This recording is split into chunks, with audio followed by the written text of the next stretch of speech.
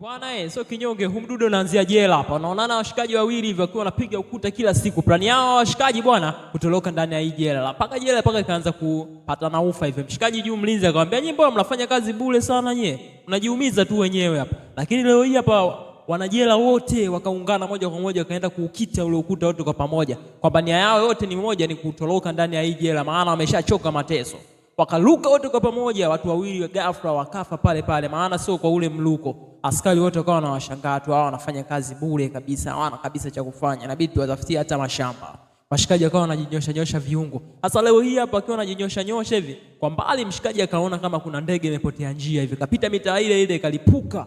Wote wakashangaa, ndege inalipukaje mitaa hii hapa? Watu wote wakashangaa, kuna jambo gani?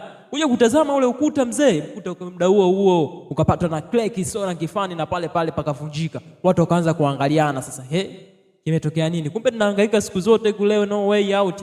Vitu vimejipa wenyewe. Watu wakapiga kelele moja kwa moja na kuanza kutoka ndani ya ile jela huko wakiwa wanashambuliana na wale wanajeshi mzee.